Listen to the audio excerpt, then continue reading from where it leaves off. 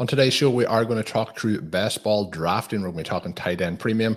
We're going to be going through the first 5 rounds of a recent draft myself and Shawn did. This is just a fun time of the year to draft because you can get some guys all over the place, and we took advantage of that a little bit. And then you also see, especially for teams in the middle. Now, Colm, you and I had the 102. Obviously, that's a great pick to have. We selected Cooper Kupp. But especially early, there are some advantages to be in the middle. We know that traditionally the middle of these drafts have had good win rates. Part of that is just that the running backs in the middle of that first round have been luckier injury-wise than the actual stars in the top couple of positions.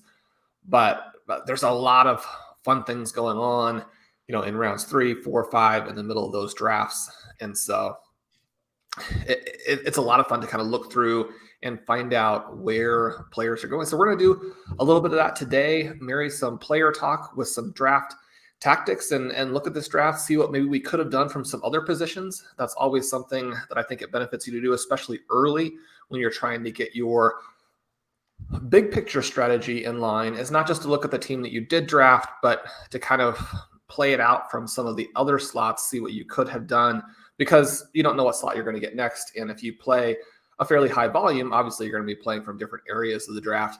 Colm, what was the first thing that jumped out to you after the fact that Jonathan Taylor went 103? So somebody was probably very happy there. But then the first couple of rounds, more or less to script. Thoughts? I think what really stood out was the part that you mentioned. Like we had the 102. Was kind of where like Taylor or McCaffrey is going to get to us. Do we go there? Do we go Cooper Kupp? And we went for Kupp. Interesting, that then Jonathan Taylor gets his spot 3, and whoever is there is probably really, ecstatic with that. But I still think, looking back, we've said in that draft that we would kind of split up our shares. We'd go Jonathan Taylor and some Christian McCaffrey and some Cooper Kupp and some.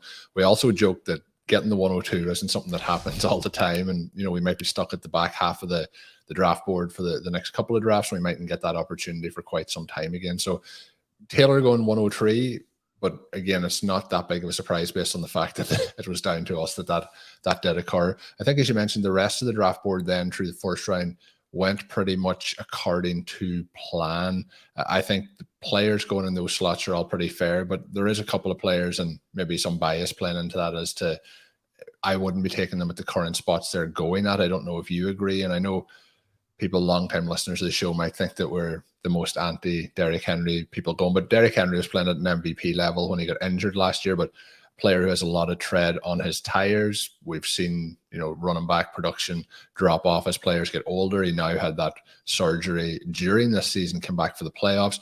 The other player that's going in the first round that I would have question marks over, although we do think it's going to be a very explosive offense, is Joe Mixon. And then another target that went off the board at the 9th spot for people taking running backs in that opening round is looking like Najee Harris. Obviously, the situation there with Ben Roethlisberger retiring, Ben Roethlisberger wasn't good last year, so maybe him retiring actually helps Harris in that situation. Looking through how that first round plays out, it's Christian McCaffrey, Cooper Kupp, Jonathan Taylor, Austin Eckler, Jamar Chase. I think that's the top 5. I think I'll be looking to Justin Jefferson at that point. But Derrick Henry goes off at 6, then Justin Jefferson, Travis Kelce. Remember, this is tight end premium. He goes off at the 8th spot, then Harris, Tyreek Hill, Joe Mixon, and Devontae Adams.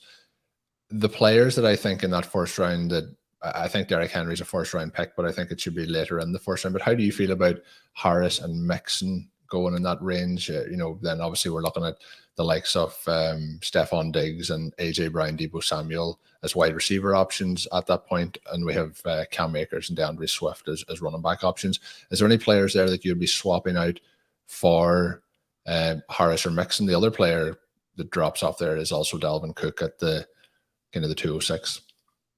Yeah, I was looking at this pretty closely as I was putting together my running back tiers, which will be up on the site shortly. And one of the things that you notice with someone like a Joe Mixon is that his expected points are in that 16.5 range. It's really more of a 3rd or 4th round kind of value from the perspective of, what's the volume there? And then you kind of combine that with talent. Now, Ben and I have talked a lot, and you and I have talked a lot as well about talent being a very important thing as we make these draft selections. I think that Mixon now gets a bump because he's in such a good offense. But one of the things that we do see is that when he went on that run where he was averaging almost 28 points a game for 4 weeks, he had the third easiest running back schedule. During that stretch, he then came off of it and had a 3-week stretch under 10 points per game where he had the third hardest running back schedule. Is it possible that Mixon combines, this 16-ish expected point number with, say, 4 or 5 fantasy points over expectation? I mean, when you're looking at Joe Mixon, he's going to really have to outperform his volume to be a first-round caliber selection. So I probably wouldn't have gone that way, but I can understand why drafters would like Mixon this upcoming year, given that the Bengals do look like a team that's going to score a lot of touchdowns. And so you have the potential for this 20-touchdown season. You have a high floor. Those things are going to appeal, especially right now when we're in a time period where there's a lot of uncertainty, right? You had mentioned Derrick Henry. I think that Austin Eckler is the other back that probably is still more of a late first or early second round pick. He's had a couple of different seasons now where he's been in that, 4 fantasy points over expectation range. And because of his talent level, it's easier to see him doing that again. And like the Bengals, the Chargers are going to be very explosive, but really any incursion into his workload, and you're talking about someone who, even as a star, is going to have a little bit of a hard time maintaining that. And so I would really like the wide receivers in that group. I think that the clear first-round picks are McCaffrey, Taylor, and then those receivers. And I think the next couple of picks, the guys who went in the second round, who are still borderline first-round picks, will be Mark Andrews, who went at the 205, and then Deebo Samuel, who went at the 209. Samuel coming within 2 picks of getting back to us at the 211. Obviously, that would have been the dream scenario. The other thing I think it's interesting here, Colm, is that we see Harris and Javonte Williams go back-to-back, the 109 and the 204. Harris, somebody, and Neil wrote a nice article about this on the site. We have the rookie similarity series looking at these rookies and then using the similarity search feature from the RotoViz screener to kind of give you a sense of what the historical matches are, how those matches did in year 2. Now, again, you don't want to go off of that and say, okay, well, he's got this match that I think is the closest match, and so he's going to have that type of second season. It's just something that you want to keep in consideration. One of the different points that you look at when you're looking at what these guys could do, and one of the things that's pretty funny about Harris is that you have LaDainian Tomlinson and Le'Veon Bell and Trent Richardson as fairly close comps. Obviously, 2 of those, and you're like, give me Harris for the next 5 to 10 years. The other one, you're running for the hills screaming. Richardson, probably the absolute closest comp to Harris. And yet I think that the most likely thing is simply that he goes in between those types of players, right? And he's just a solid player in the future. One of the other comps that we get for him is a Leonard Fournette. I think that one's probably closer in that Fournette also has that hybrid ability, probably not as much receiving ability as Harris has, even though obviously Tom Brady peppered him with a ton of targets last season. But overall, Fournette actually a better big play runner. So similar types of guys. If Harris is in an offense that allows him to be solid, then I think he'll, number one, have a high floor. And then if the Steelers continue on with that workload, I mean, he's a guy where if they do bring any type of balance in or someone who can just take some touches. I mean, their backups weren't at the level they could really afford to ever have him on the field last year, especially because they weren't dominating a lot of games. But we see that workload drop a little bit, which is very realistic in a lot of scenarios. And then, people are, again, looking at Harris as more of a late second round pick. But the thing I wanted to point out there that was really interesting is that is a running back start, but only 2 running backs selected in the first 10 rounds. Colm, that's something that I tend to look at. You get all of this talk about zero running back and modified zero running back. And one of the things that I'm really looking to see is just how much running back exposure individual drafters have in these high value rounds, in the single digit rounds. And when a team starts like that, and especially I think when you've got 2 second year players, Harris, I mean, you say, well, Harris is already there. He's already had this very good fantasy season, but he's already there with the potential, I think, that if he could address some of the efficiency things. Now, these efficiency elements of not having the breakaway runs and doing a lot of, stutter step, but not actually running forward, breaking tackles, but not actually running forward. I mean, these things go back to college. So it's not necessarily something where we're thinking, okay, well, it's an adjustment to the NFL type of situation, although he did have that huge game late. And again, you look at that game and you think to yourself, okay, Well, a little more of that next season, and all of a sudden he's the running back one. And we've seen some drafts where he went as early as the 102, right? And so there is this potential to ascend. Javonte Williams, obviously the potential to ascend. Those guys could be the 101, 102 next season.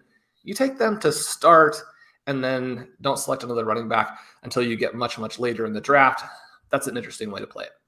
Yeah, I think so. And I think that, like, if you're going to go that way, I think you either get the guy in round one and then you move forward, or you get two guys back to back and then you hold off, as you mentioned, to the 11th round. And you look at some of the players that team has built up in between. I think the structure overall is very good.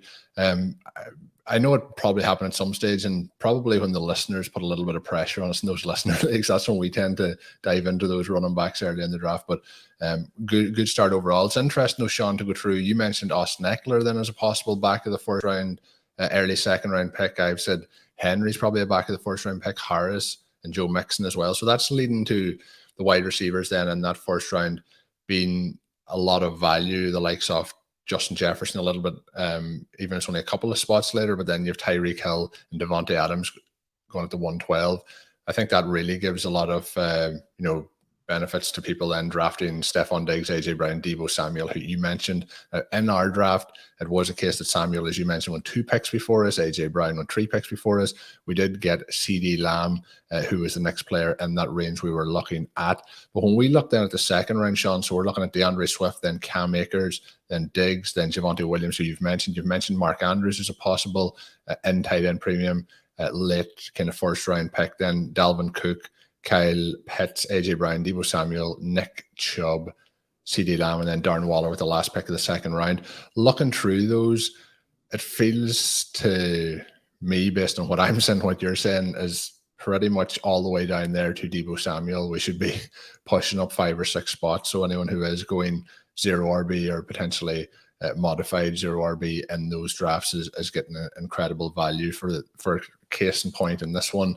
The guy drafting out of the 10 slot has started with Tyreek Hill and Stephon Diggs. So there's quite amazing starts to be had. Team 5 has gone Jamar Chase and AJ Brown. So wide receiver in those opening 2 rounds, particularly the first kind of 1.5 rounds, feel to me like they're a couple of spots below where they should be. They do. And one of the things that we discussed on the draft show and how it influenced how we wanted to run our draft in the first 5 to 6 rounds is this element where wide receiver drops off so quickly, and even to where we took a wide receiver at the 211, and that really came back to haunt us. Both of the tight ends that we wanted went at the 212 and the 301, and then we take Jalen Waddle at the 302. Metcalf, someone who is kind of interesting, goes to the 305, Higgins at the 308. I think that after Waddle, you have a potential tier break, but definitely after Metcalf and Higgins, you have this tier break. A couple of interesting guys go then toward the end of that round, or a trio of Allen, Deante Johnson, DJ Moore, depending on how the offenses work out, the quarterback situations work out for Johnson and Moore. Maybe you can put them in that group. But then we slide back around into round 4, and you've got Darnell Mooney, Elijah Moore, Mike Evans, Terry McLaurin, Amari Cooper, and Calvin Ridley, then Chris Godwin at the 501. Now, in a vacuum, a lot of these are pretty good picks, and I'm not necessarily saying that any of the individual drafters who selected these guys were wrong, right? But looking at them as a group, we're talking about DJ Moore having these great peripherals, but I mean, they've got work to do to make him somebody that is a legitimate fantasy wide receiver. I mean, Colm, you and I were in the best ball tournament the last week, and we knew we couldn't rely on DJ Moore. And he's somebody who goes in the 3rd round here and was not even really a viable starter at the end of last season. You have Darnell Mooney in the early 4th round, someone I really like, but I mean, he's not going to be the wide receiver 1 for the Chicago Bears after the whole offseason is said and done, is he? I mean, maybe he is. I really like him. These guys who are a little bit more vertical threats, a little bit smaller, drafted late, you don't see the teams build around them that often. It would be great for him if they did, but even if they do, I mean, they're going to add more weapons there. Elijah Moore, I think, is the pick that I really like, and yet, you're talking about a guy who didn't stay healthy last season and has Zach Wilson as quarterback, and you're talking about him in the first half of the 4th round. Mike Evans, probably an easy value right there. And Terry McLaurin, similar problems to DJ Moore, but is not as good as DJ Moore. right? And so you've got that element. Amari Cooper, now we're into this kind of mindset or this rhetoric, this debate about whether he'll even be on the Cowboys. And he's got his owner saying he was pretty terrible at the end of last season. Calvin Ridley, Chris Godwin, the 412, the 501. These are simultaneously really interesting value picks and incredibly high-risk selections. We don't know that Ridley's going to play. And if he does, will he be the same type of guy? Will he be into an offense where he can get the volume that he's had previously? Chris Godwin, one of our absolute favorites, but suffers an injury late in the season. He's really only a couple weeks ahead of Michael Gallup, someone we took in the 13th round. Now, Chris Godwin is quite a bit better than Michael Gallup. And yet at the same time, it's a lot to pay for people coming off of injuries where we don't really know how early and if at all they will be ready. And so I think that you've got to get your wide receivers early if you can in any way, shape, or form, because Colm, the running backs going in this range, and this is the dead zone. And despite some of the talk about how people understanding the dead zone was going to push some interesting running backs down in 2021, that happened to an extent, but then they got hurt. And so the dead zone, again, was very dead last year. I think there are some fun guys to draft in this range right now. And I think they're going to be a lot more expensive. Some of them are going to rise out of the dead zone. Who are some guys that you were looking at to potentially add in this range? And how do they fit relative to the quarterbacks who are going very early? We have Josh Allen in the 3rd round, Justin Herbert and Patrick Mahomes early in the 4th. Yeah, I think a couple of points you had on there that you've been kind of banging this drum for a couple of seasons now with the wide receiver isn't deep and wide receiver at the elite end is probably like there's a good number of options, but once you get through round 3, you mentioned round 4, it's kind of like that's the group with all the question marks around them. They're all pretty good if they were in the perfect scenario, but like you mentioned, Evans, quarterback situation, Elijah Moore, who we absolutely love, but I guess we could say quarterback situation again with the Jets, Terry McLaurin, quarterback situation, Amari Cooper, Dallas Cowboys situation, Calvin Ridley, the mental health stuff, Chris Godwin, the injury. There's a lot of question marks in that range. So it feels like it does start to break off there. I think getting those guys in the first 3 rounds is key. It feels to me like at this point now, drafting from the 5 through 7 slot is probably the ideal place to get yourself a really high profile trio of wide receivers to set up your draft. But the question then that you asked me is the running backs going in this range.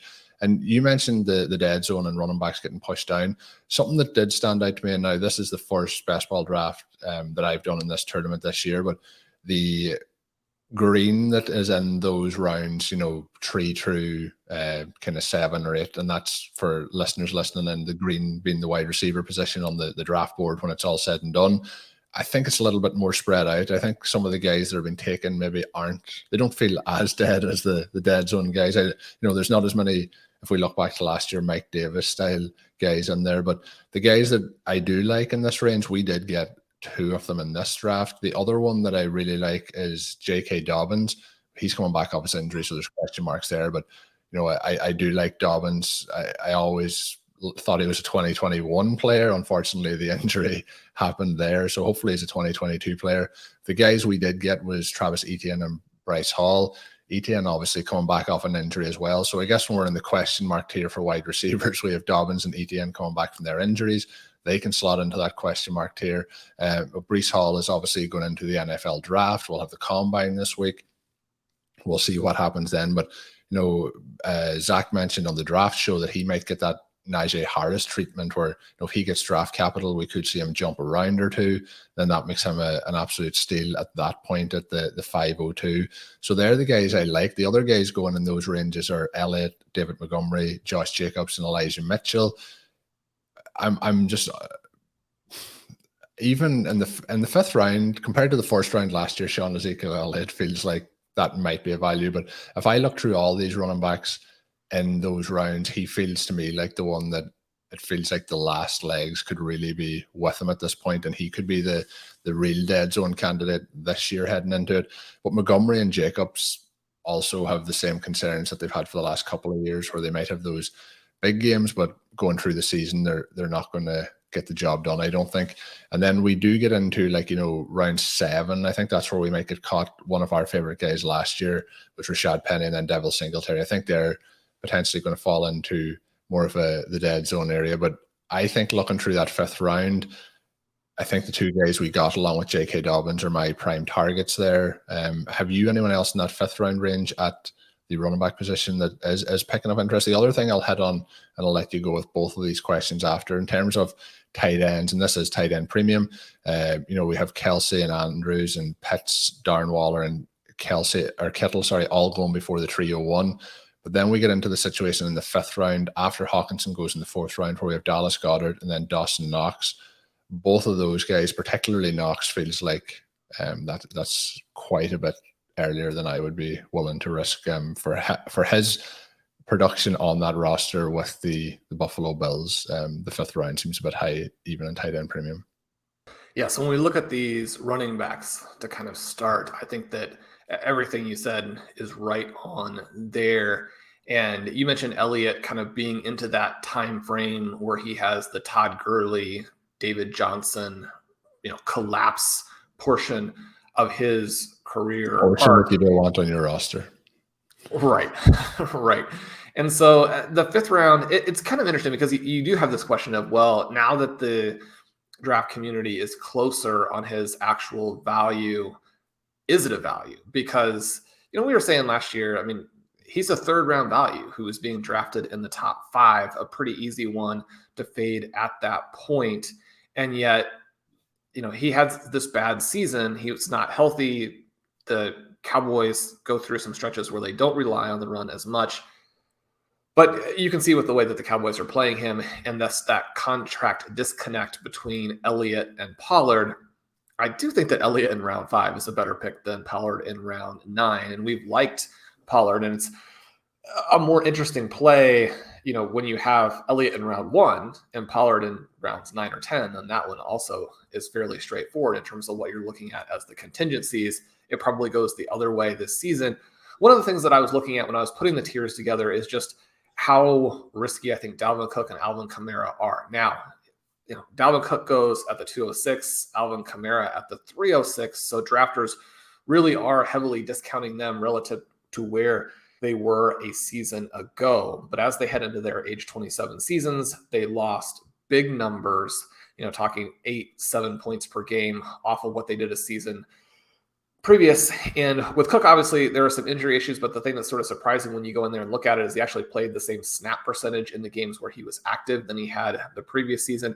Alvin Kamara, he sets that career high in rush attempts, but a career low in rush touchdowns, along with a career low in receptions, which is the really key thing there from a fantasy football perspective.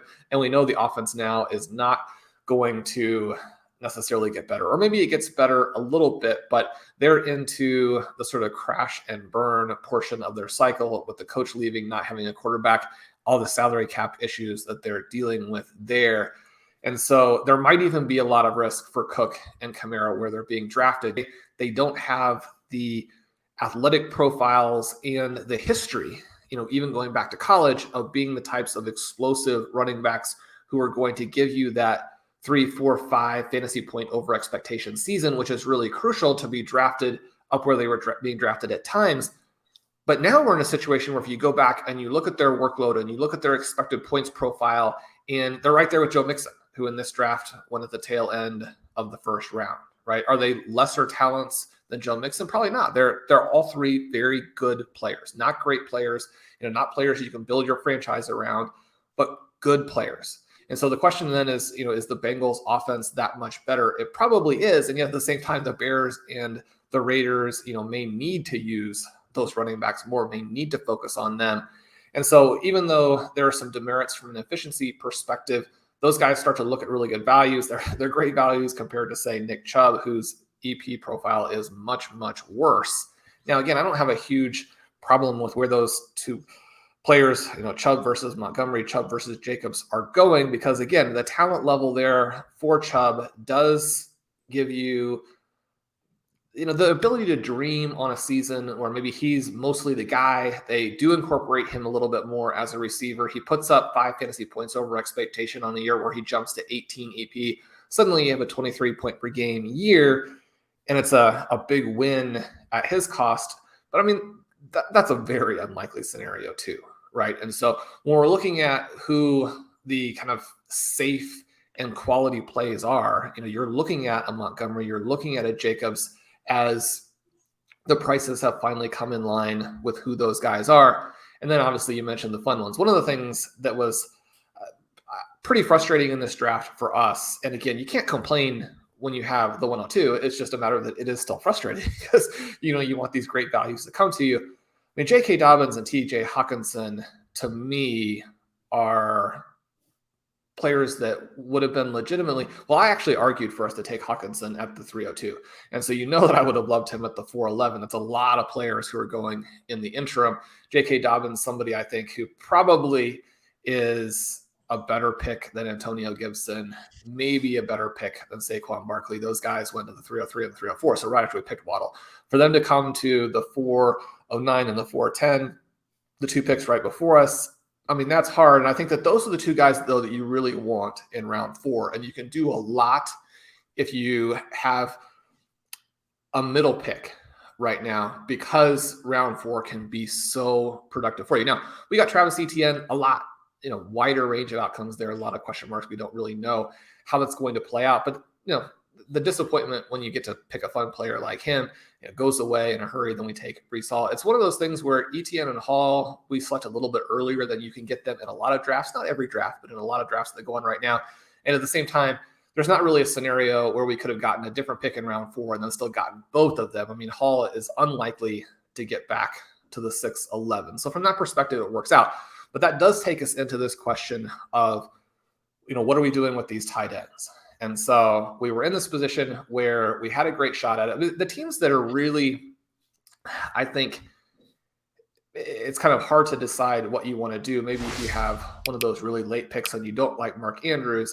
But the thing that's nice about current drafts is that there's really no excuse for not getting the tight end, because anybody who's in a top 6 pick, they can take Travis Kelce, but if they don't, they can also come back and take either Waddle or Kittle. If you have a back 6 pick, then you can take Mark Andrews. If you don't want him, then in most cases, you can take Kyle Pitts in the 2nd round. Now, I would foresee some drafts. I think it's actually very legitimate for Andrews and Pitts to also go in the 1st round. And so there might be some situations there where drafters feel pretty pressured, because if you want to take, a Tyreek Hill, a Devontae Adams, and then in the 2nd round, already those guys are coming back to you. Maybe you feel some stress, but then again, TJ Hawkinson is going to come back to you. So we really managed to pull off this amazing threading the needle where we thought that either Waller or Kittle would come back, and then Hawkinson gets one pick away from us in the 4th round. I don't think Hawkinson is going to go that late most of the time. I think that he's somebody who is going to be a little bit of a riser. In the tight end tiers article, I talked about him and how when you look at his routes profile and targets per route, that kind of thing, and I have a really cool show with Ben kind of discussing that on Stealing Bananas. But I mean, he belongs in that top group, and then there's a big drop down to this next group of tight ends. I think if you miss or you choose not to select one of the big 6, then you should wait a long time. Now, we see Dallas Goddard go pretty early. He's somebody who has the efficiency numbers to potentially be up there. If the Philadelphia Eagles sort of went in the same path that the Ravens went on, then I think it's justified. But it probably is a little bit unrealistic when you think in terms of what are the skills that Lamar Jackson brings to the table. And you can say, well, Lamar Jackson was hurt, and the backups and multiple backups still went for this deep pass heavy attack with the Ravens. It was fairly successful for them, at least in terms of moving the ball. Obviously, once they lost Lamar Jackson, they didn't win a lot of games. But his ability to throw deep, his accuracy, his ability to stretch the field and put a lot of pressure on the defense, open things up, mesh that with his running. That's just much more dynamic, both as a runner and a passer, than where Hurts is right now. For some of these Eagles to be good values, and we like Devontae Smith. I think that he's somebody who is an interesting pick, although again, I mean, his price is prohibitive in some ways when you consider what he would need to do to meet that, or not necessarily to meet that, but to have it be a situation where you have his price and then there are a lot of scenarios where he beats the price, right? I mean, one of the problems that we're having with a lot of these wide receivers is that they're going to have to really go some just to hit the price. I mean, you want to be drafting players where, based at least on your own analysis, and you're not going to agree with everybody, but based on your own analysis, that most of the outcomes are above that. And so that's one of the things that we're not seeing with those guys. It's also one of the things that we're not seeing with the rest of these tight ends. Is there a potential? And there's been a lot of talk in the last couple of weeks that maybe Dawson Knox is a much bigger part of the offense next year because he had a good season. And that's one of the things that, again, that we do talk about. Some of these players will have the big touchdown seasons, and then the main rhetoric within the fantasy community is, okay, that's unsustainable. He's going to drop back down. Look at his profile without the touchdowns. And you forget, okay, well, if this player was a very dynamic part of the offense and they demonstrated it in a variety of ways, but one of those is a big red zone weapon, then the team is going to sit back and look at it and say, look, we need to get this guy involved all over the field. And then that's when you see the jump. And you do see it from some of these tight ends who were not early round picks and maybe are not the same talent level and don't have quite the same ceiling as a Travis Kelce and Mark Andrews, those kinds of guys, but they will elevate into sort of this second tier area and maybe have seasons where you're looking at 16, 17 fantasy points per game in tight end premium, which would be somebody who would be very playable, who would be worth picks in this kind of area. But again, it's this matter of, how many of the outcomes are actually above the price that you're paying.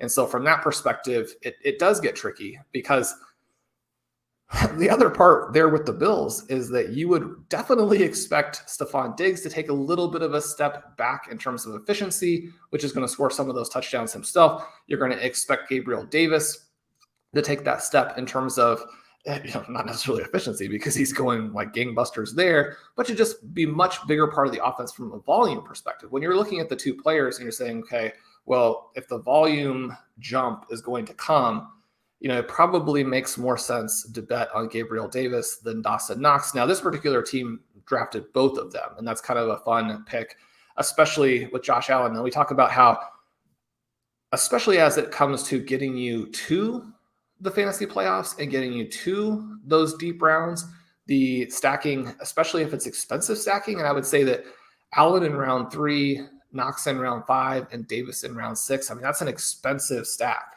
right? So that part of it probably is actually losing you value, but it's also an interesting way to go about it. And one of the things that I like here is that this drafter very much has that as his thesis. And one of the things that we like to see is you at least want your draft to be internally consistent to where if you're right, you win. And that's really one of the big takeaways that we always have is don't draft a team where if you're right, you still lose. And so that part of it, I think, is interesting.